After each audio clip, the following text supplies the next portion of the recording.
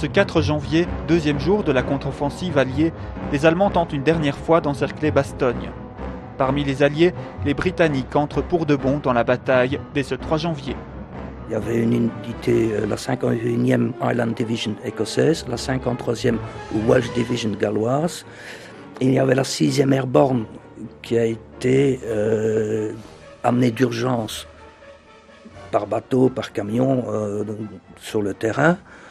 6e Airborne parachutiste. Il y a eu aussi les divisions et les brigades blindées. Donc au total, ça fait à peu près 70 000 hommes.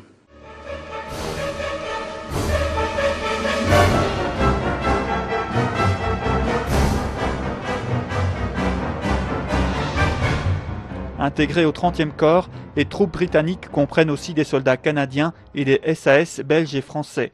À la tête de ces troupes, le général Montgomery. On peut dire que Montgomery était un peu controversé. Ça remonte à l'Afrique du Nord. Il voulait toujours un grand commandement. Il avait une façon de concevoir la tactique militaire tout à fait différemment de Eisenhower. Eisenhower voulait jouer au rouleau compresseur sur un large front, tandis que Montgomery, lui, c'était la pointe d'attaque, et puis on élargissait. Ce qui veut dire, c'est qu'à un certain moment, surtout dans la bataille des Ardennes, vis-à-vis du général Eisenhower, il a monté une campagne de presse, à tel point, de dénigration bien sûr, à tel point que vers le 28 décembre, avec l'accord de Churchill, il n'était pas loin de devoir rentrer en Grande-Bretagne et être remplacé par le général Alexander. Finalement, ça ne s'est pas fait.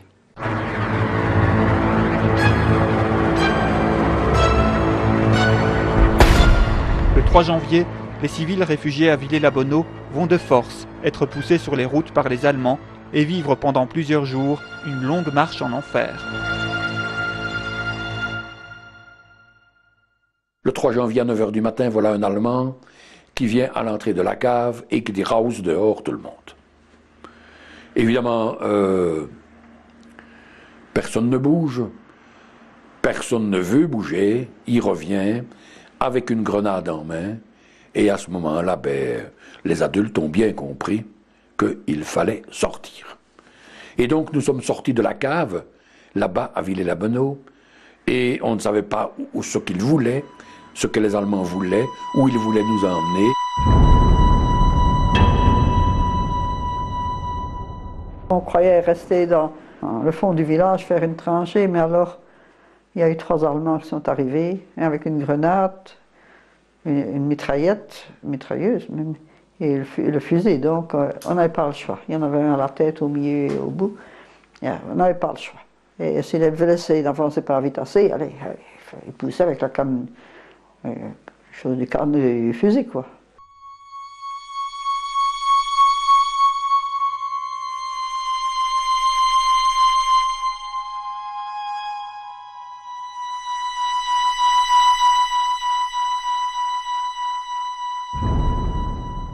La trentaine de personnes qui étaient ainsi réfugiées dans la maison des oncles de Marcel Lafontaine sont poussées sur les routes malgré la présence de blessés.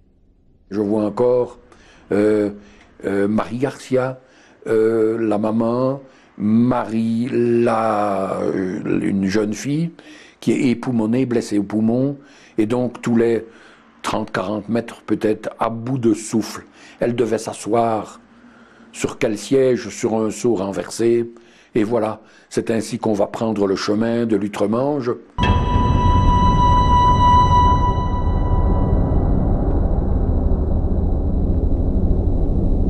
Le soir du 3 janvier, la petite troupe trouve refuge à l'entrée d'une grange à Tarchamps. C'est à ce moment-là que l'Allemand le plus agressif s'est effondré, il avait été tué. Donc, à partir de ce moment-là, nous ne serons plus accompagnés que par 2 Allemands. On est rentré dans une étable, toujours. Il y avait des bêtes. On a dormi sur le béton.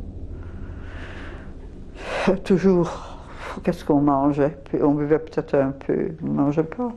On n'avait pas le cœur à ça. Alors, à 4 heures du matin, il est de nouveau venu des obus. Et toutes les fenêtres de l'étable sont rentrées dedans. Donc, nous étions de nouveau aux 80. Et on a essayé de traire une vache pour boire un peu du lait avant de partir et faire un petit peu avec de la farine pour avoir à manger, quoi. Mais alors, on s'est remis en route. Mais c'était toujours dans la neige, le froid. Mais nous n'avions plus que 2 Allemands.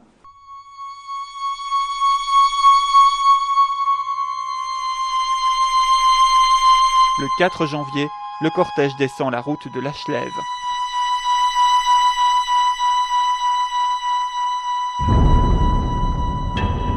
Je vois encore la descente vers la gare Lachlève, atroce, les bombardements. On voyait au loin les canons allemands qui tiraient ces gueules de feu qui éclataient véritablement, et il neigeait. Et là vraiment, quelle journée, une journée atroce.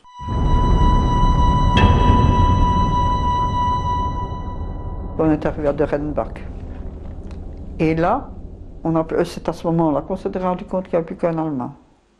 Est-ce que l'autre a été tué en descendant la Schleif ou je ne sais pas quoi. Et on nous a installés dans un boulenk.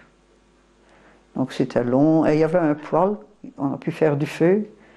On était déjà content, on n'était pas si mal. Mais comme protection, rien du tout, parce que c'était un boulenk, donc c'était des moellons, et assez long, et pas de protection. Après quelques jours, un obus contraint les réfugiés à reprendre la route qui les conduit à Oberwanpach. Là-bas, au rez-de-chaussée, il y a 4 Allemands qui sont en train de découper de la viande de cochon. À la cave, c'était des Luxembourgeois, donc des civils, mais c'était plein. Ils priaient, je les entends encore prier en luxembourgeois. Et alors le propriétaire, le patron, dit, écoutez, je voudrais bien vous aider, mais vraiment ce n'est pas possible. Nous n'avons pas de place. Donc nous avons pris notre chemin pour sortir d'Oberwanpach. On était à peine 5 minutes dehors, voilà un bombardement. Mais là nous avons vu les avions, nous avons vu tomber les bombes. C'était quelque chose, on a dit, oh, c'est pour nous, c'est fini.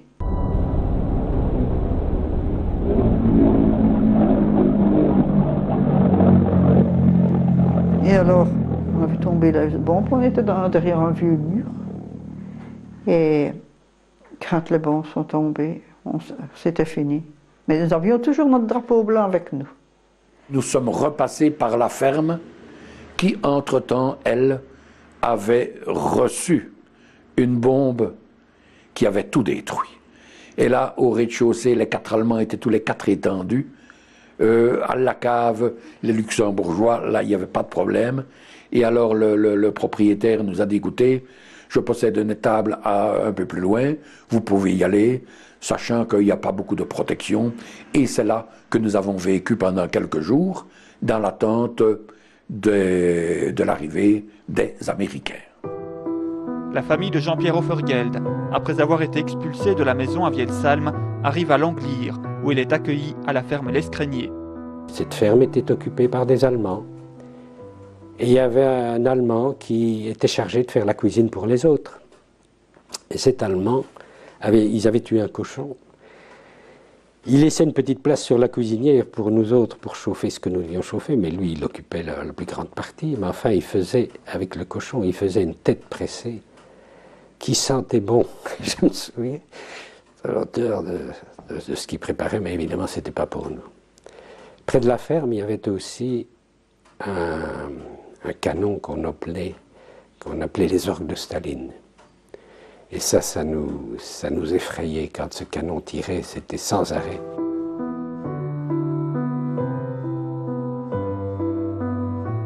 Les Allemands décident de réquisitionner la ferme. La petite famille trouve alors refuge dans une autre ferme du village, la ferme Thielen. Et on s'est retrouvés, je ne sais pas combien, peut-être plus de 50, dans les grandes caves. Il y avait de très grandes caves. Et nous avons tous été accueillis par ces personnes généreuses qui étaient monsieur et madame Thielen et leur fille. Nous sommes tous accumulés dans cette cave. où il y avait des grands tas de pommes de terre. Je me souviens que nous dormions sur les tas de pommes de terre, c'est tout ce que nous avions, mais nous arrivions quand même à dormir. On s'endormait sans doute, je me souviens plus ou moins qu'on s'endormait probablement au bruit des prières, car on récitait des chapelets, à longueur de chapelet. Et probablement que ces prières finissaient par nous faire dormir, mais on avait faim. On vivait dans la plus grande promiscuité.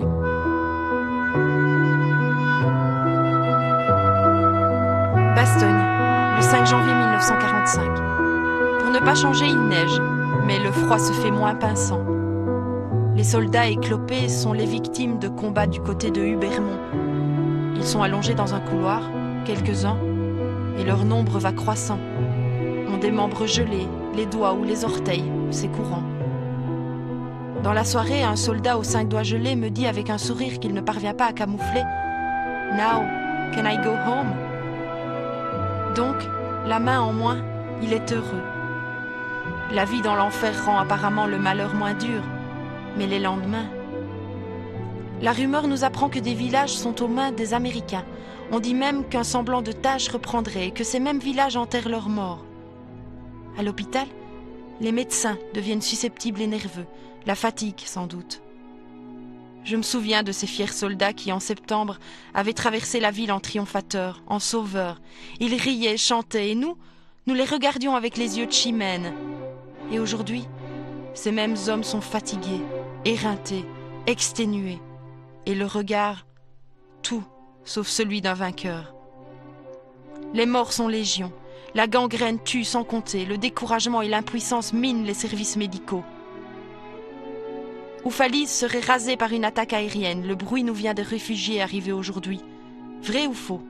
Attendre la confirmation me semble plus raisonnable. Je suis gênée par une petite toux sèche. Quand je trouverai un médecin relax, comme ils disent, je lui demanderai un sirop. Je ne vais pas inverser les rôles tout de même. Je soigne, et pas le contraire. Il paraît que l'étau s'est desserré. Je suis prête à croire toute bonne nouvelle.